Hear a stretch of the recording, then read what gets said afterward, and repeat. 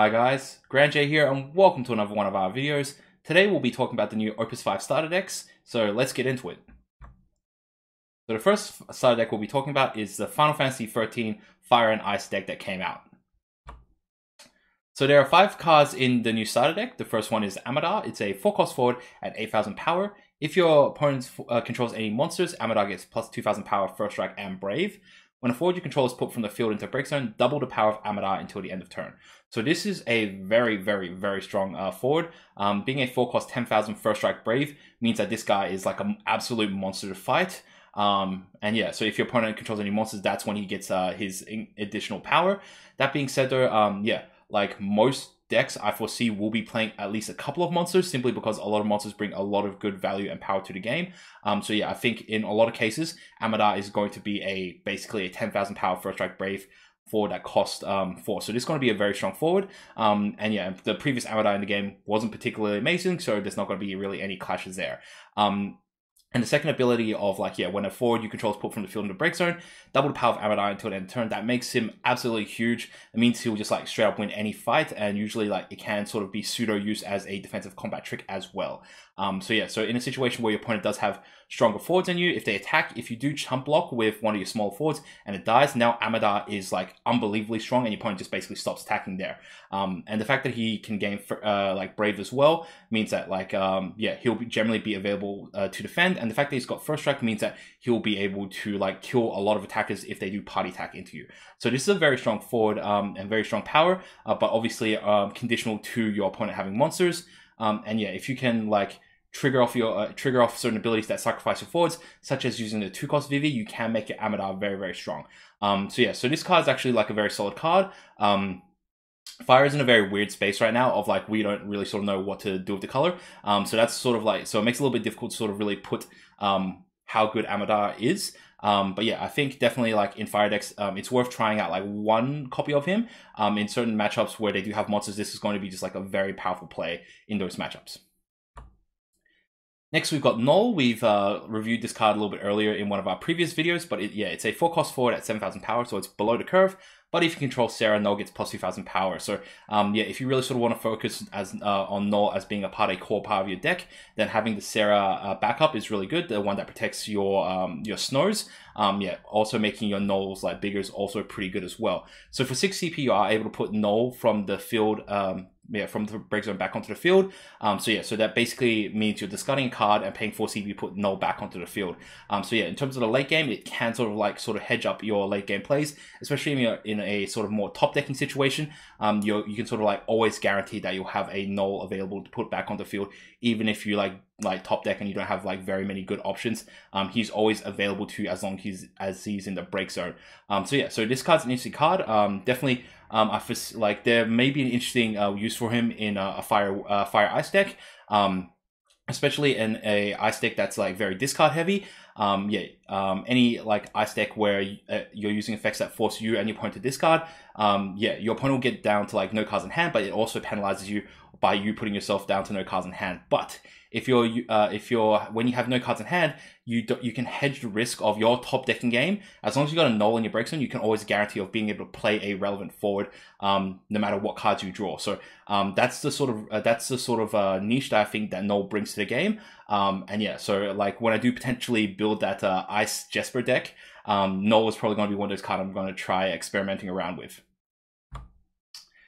Next is Lebrow. It is a 2-cost backup, so tap, choose one category 13 forward you control, it gains plus 1,000 power until the end of the turn. So this card was a lot like that water card Ondor that taps to give one of your Final Fantasy 12 forwards plus 1,000 power. But the problem is that Ondor wasn't a backup that was already in the game, and Lebrow, it was previously the 3-cost backup that gave all your fire forwards plus 1,000 power. And the fact that it is a fire card means that generally if you've got fire cards already, it's much better to play Lebrow and just give all your fire cards plus 1,000 power all the time. The only benefit that Lebrow brings is that if you're playing other colors that happen to be Final Fantasy 13 forwards, then you can give them plus 1,000 power for by doubling this forward, by doubling this backup. That being said, though, the fact that it does clash with the previous free cost Brow does give this backup a lot more negative points than Ondor does in comparison. And because of that, I think the benefits of playing free cost Brow are generally going to be a little bit better than just playing this 2-cost Brow. And the next card we have is Sarah. Sarah is a 5-cost forward at 7,000 power. EX Burst. When Sarah enters the field, you may search for one Job Moogle and add it to your hand. When Sarah attacks, activate all Job Moogle you control. Discard one Job Moogle, choose one forward, dull it. So, as I've said in the past, anytime when there's a forward that's on curve and has 3 different abilities, she is going to be overpowered, or that card's going to be overpowered. And Sarah, I feel this is the case as well. So the fact that she's got EX Burst, search for a Moogle is pretty solid. And yeah, the fact that she's an EX Burst means that you do get value off her if you receive it as damage. But yeah, when she attacks, activate all Job Moogles you control. Now this is extremely good. So yeah, a lot of Moogles are backups. So realistically, in Ice alone, there are actually like 2 or 3 very relevant Ice backups straight away in the Mog 13s. And yeah, if you combine it with a secondary color such as water, straight away you can have like all 5 Mog backups very easily with Sarah. So yeah, so that's really strong. Basically, every time she attacks, reactivate like pretty much all your backups. Yeah, and in terms of her final ability, yeah, discard a Job Moogle, choose a forward, dull it. This basically means that if you have a ton of Moogles in your deck, and you get to the middle late game and you have extra copies of Moogles that you can't put down as backup, you can always just discard them to dull your opponent's forwards, either on offense or defense, which is really, really good. So it's a really strong control card and it's a really strong tempo card, and it creates a lot of value. So I do foresee this Sarah being played in like a more aggressive deck, where you're putting backups down, using Sarah to help you search for additional backups, attacking with her, reactivating backups, and just playing more cards down. This card just gives an unbelievable amount of value. If you get down to like, if you get up to like say 3 backups, you discard a card, put this Sarah down, you search for a Moogle, next turn you spend 2 CP to put a Moogle down, and then you attack with Sarah, reactivate a whole bunch of your Moogles, and that's just like a ton of value that you can play a whole bunch of cards from there. So yeah, so this card is really, really good, and yeah, but like definitely it's very specific to a certain Moogle archetype. Unfortunately, there like weren't other forwards that really built or supported this archetype, unfortunately, with this deck, which does kind of suck. But yeah, this card being placed probably in a water ice deck is going to be very strong. And yeah, I'm really interested to try it out and have build like a fun gimmicky deck. Next, we got Mog 13-2. It's a 2-cost backup. Dull, choose one card named Sarah or Null against First Strike or Brave until the end of turn. So obviously this card is used to support one of those 2 cards.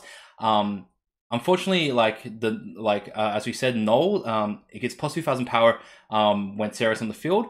But in those situations, you typically want Sarah as a backup. So this backup is, it's in any sort of situation, it's typically going to be played in a deck that's either only going to support Sarah or only going to support Null. Because Null doesn't really build into the Moogle archetype. So so any sort of Moogle deck you want to build, you're not going to include Null, and any sort of like aggressive sort of deck, you're going to include Null, but you're probably not going to have Sarah in it. So it's going to be a backup that supports only one forward on the field at a time. So that being said, its ability is a little bit niche. Giving First Strike or Brave is actually a pretty solid ability, and on 2 CP backup, it's not bad. Its ability is a little bit underwhelming, but the fact that it is a Moogle, and Sarah is trying to build up a Moogle backline, does make it like quite playable in the deck. So it's one of those situations where the ability itself is a little bit lackluster, but the fact that its stats and its job classing hits a certain archetype, that's why we're playing this card. So overall, this card becomes a very relevant part of the Moogle package. Yeah. And finally, we got Yule. It's a 2-cost backup that pays 0. Look at the top card of your deck. You can only use this ability once per turn. So interestingly enough, this is once per turn. So once on your opponent's turn and once on your turn. So you can do it, once on both players' turns. And the second ability is when Yule is put from the field into the break zone, put the top 10 cards of your deck into the break zone.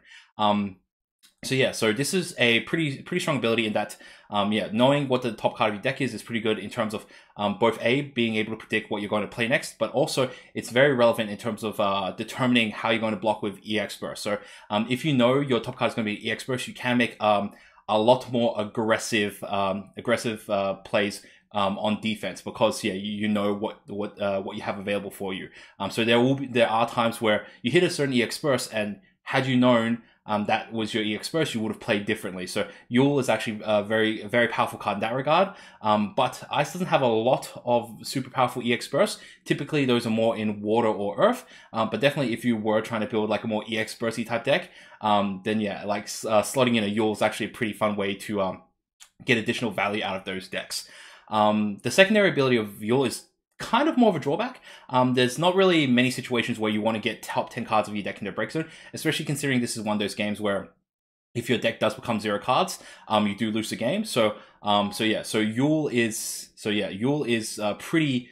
The second ability for Yule is kind of a drawback in a lot of cases. There doesn't seem to be any card that really sort of wants you to put a ton of cards in your Break Zone in Ice, even though it can fuel certain effects such as Devout.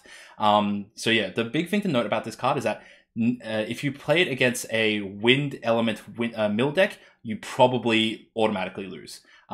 Because wind is one of those decks that has Archer available to it that's able to destroy backups of cost 3 or less. And in a mill deck, using an Archer to like force your opponent to like mill the top 10 cards of your deck actually just like it's just unbelievably easy. You've just literally done half the mill deck's job for you. So if you know you're against a mill deck, never put this card down. Do not put this card down, because if you do, you're going to lose. You're guaranteed going to lose. But yeah, other than that, it's a fun little card. And it's a 2-cost backup that you can put down early, and it does help you sort of like predict or make plans for the rest of the game. And so that's the FF13 deck. So reasons why you'd buy this deck is mainly to build the Moogle deck. You aren't generally able to get the Sarah anywhere else. You can pick up 4 variants of her in Opus 5, but otherwise, you're going to, if you want to build a Moogle deck, it's probably easier to just buy the starter deck. Potentially if you want to try out 1 or 2 copies of Null, and you can't sort of find out the full version from Opus 5, then you just pick one of these up. So these are reasons why you probably pick up this deck. Otherwise, probably hold off buying this deck. Next, we got the Final Fantasy XIV Earth and Lightning deck, which is based upon the Signs of the Seventh Dawn. So, first card of the deck is Yada. It's a 2-cost forward at 2,000 power. It's below the curve, but for each job sign other than Yada you control, Yada gains plus 2,000 power. So it's very easy to get Yada up to like 6,000 power. You just require 2 backups that are Sign of the Seventh Dawn, and there are quite a lot of backups that are Sign of the Seventh Dawn. So it is pretty easy to get Yada up to a 2-cost 6,000 or 8,000 power forward. When Yada attacks, choose 1 dull forward your opponent controls, deal damage equal to half of Yada's power. So this is like a pretty potent ability as well. The fact that he's able to deal damage to like a dull forward off of just attacking is very strong. Even though it deals only half his attack power as damage, there are ways to power him up. So if you do get him to a point where it's 10,000 power, he's able to deal 5,000 to dull forwards. If you use like temporary boosts such as a monk or something, you can get him up a little bit higher, and that might be enough to lethal out forwards. So this card is like not bad, but like the big issue with Signs of the Seventh Dawn is that there doesn't happen to be like that many in the general Opus 5 set, so you're playing with a very limited pool of cards.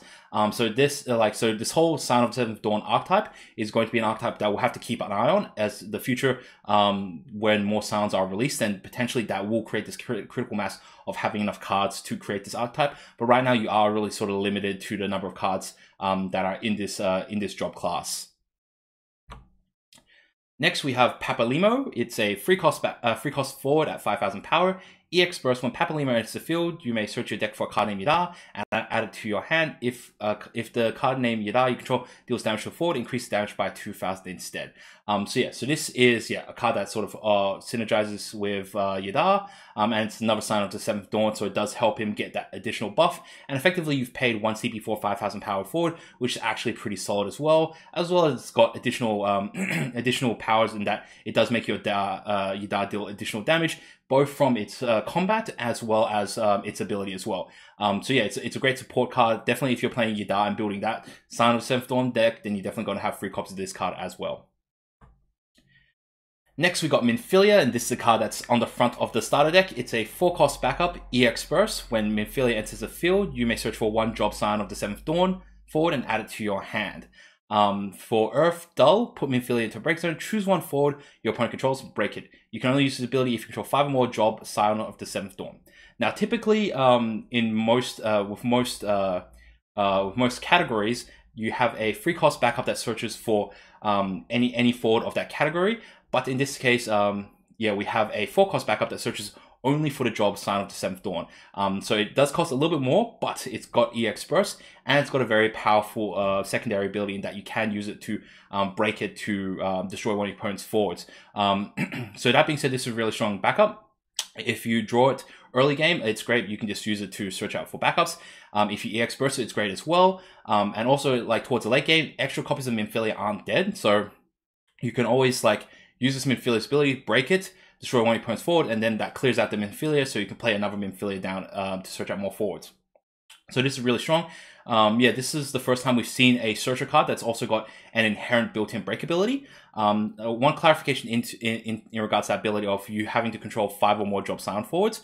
So first of all, it does include itself, so you only really need 4 other Scion of the Seventh Dawn in order to use this ability, and you only need to have those cards on the field when you activate this ability. So on resolution, if your opponent destroys some of your Scions, then Minfilia's ability still resolves. So as soon as you get to 5, you can use ability straight away. And to just like kill any forward unconditionally, very like for just Earth Dull is actually very good, and it clears up your backup space so you can put another Minfilia down. So this card is a fantastic card.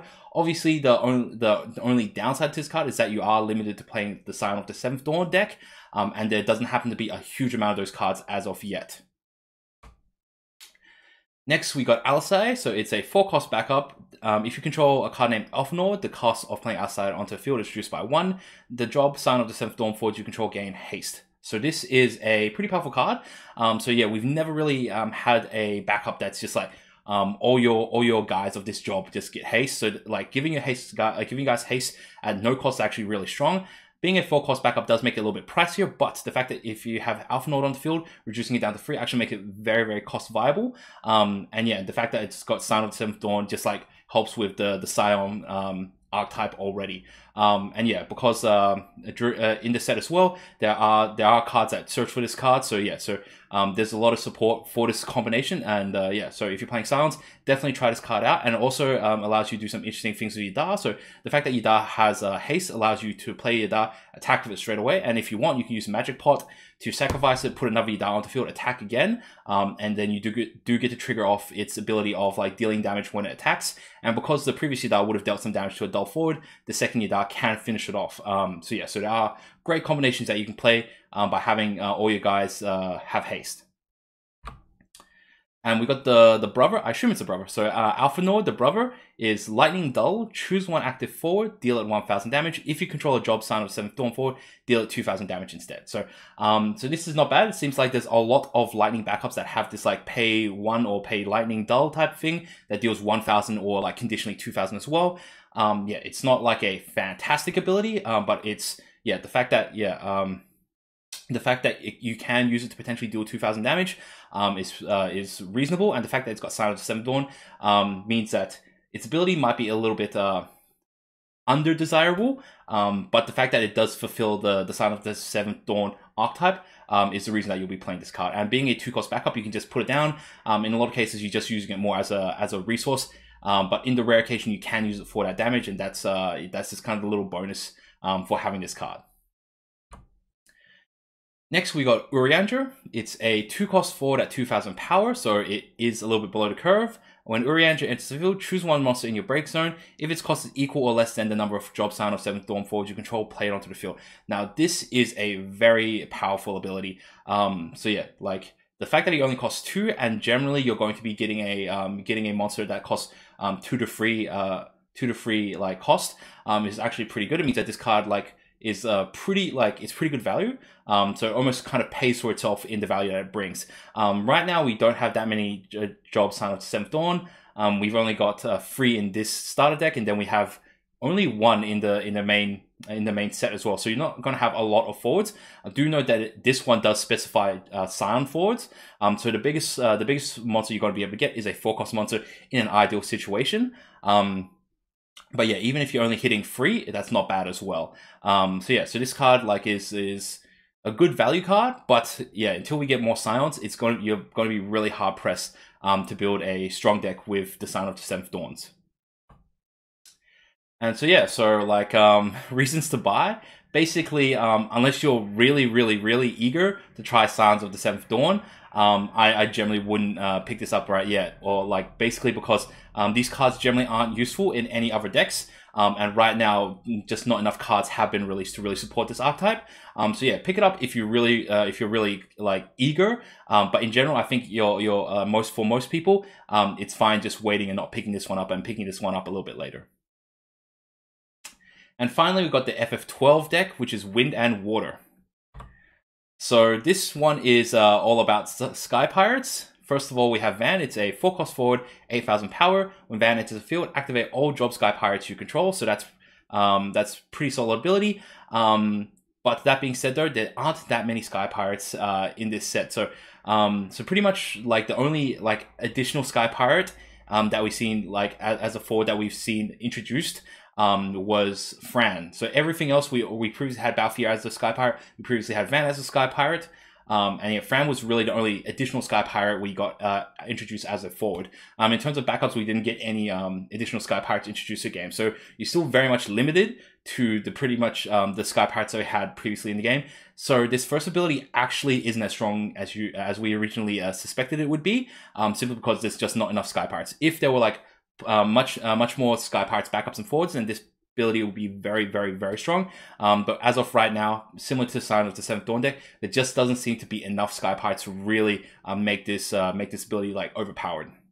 In terms of its S ability, so S green dull, choose one forward, deal it 2,000 damage for each backup you control. This is a very good amount of removal. Yeah, very good removal ability. Like yeah, if you have 4 or 5 backups, this is generally going to be dealing 8,000 or 10,000 damage, which is generally going to be killing a forward. And for free CP dull, that's actually very good as well on like a even body. This Van is actually quite reasonable and actually better than a lot of Vans, to be honest. But yeah, so like this card is strictly not bad.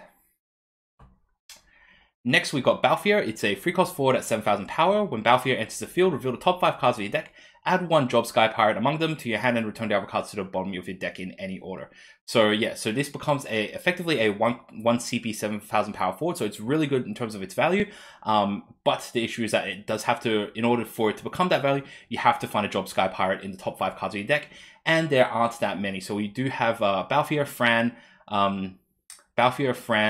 Van, and Redis seems to be the only Sky Pirate targets. So you have to be stacking a lot of Balthiers and a lot of Vans to be able to trigger off this ability more regularly. But considering like most of the Vans have pretty strong S abilities, yeah, there's going to be a lot of Van targets you're going to be able to pull out with Balthier, and I think that's probably going to be like the main thing that you're going to be doing with this card. Talking about new Sky Pirates, we have Fran. She is a 2-cost forward at 5,000 power. So previously she was a backup, but now we've got her as a forward. For each job Sky Pirate other than Fran you control, Fran gets plus 1,000 power. The card name Balthier you control cannot be chosen by your opponent's ability. So first of all, it does say like job Sky Pirate, so this encodes both forwards and backups. But surprise, surprise, there are no other Sky Pirate backups because Fran's the only Sky Pirate backup in the game. So it's pretty much only Sky Pirate forwards, in which case you've only got 3 other guys, which is Van, Balthier, and Redis, and sort of like Bart in a way. But yeah, so Fran is just like, at best, she's going to be like a 2 CP forward that's 7,000 power in like a best case scenario in most cases. So that's not particularly impressive.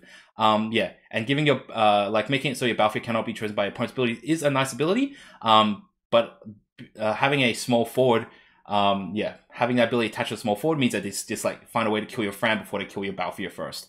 So yeah, so in a lot of cases, I think like you'd much more prefer to have Fran as a backup rather than a forward, because yeah, she seems to have a lot better value as a backup than as a forward.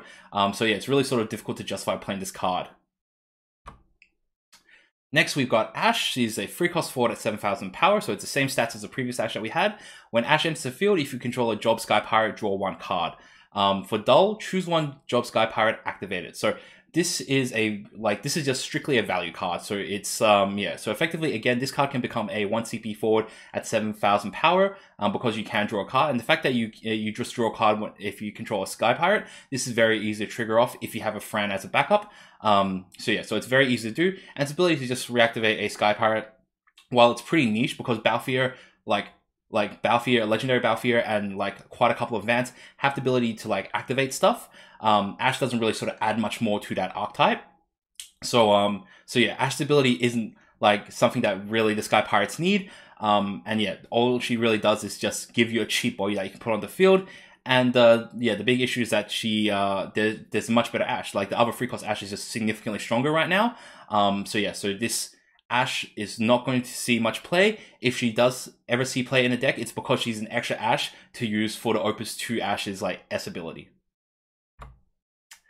Next, we've got Laza. Laza is a 6-cost backup. When Laza enters the field, draw 2 cards. When Laza is put from the field into break zone, draw 1 card. So this card is actually like a pretty good value card. So even though it is a 6-cost backup, yeah, the fact that you draw 2 cards with it kind of like does kind of make it a pseudo 2-cost backup. But it does require you to put in a lot of the cost up front. So you have to spend 6 EP on Laza.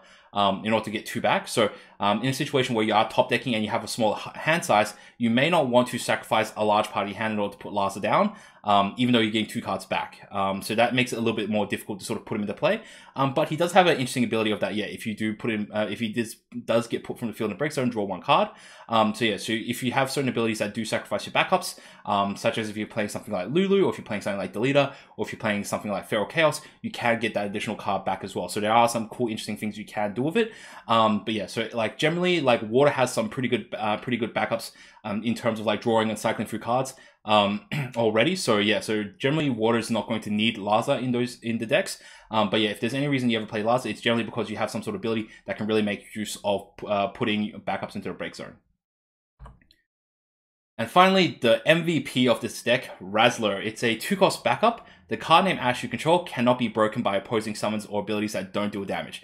Now, Ashe still is an extremely powerful forward in that she's highly resistant to damage abilities, and that she gets plus 3,000 power every time she's chosen by an ability or a summon.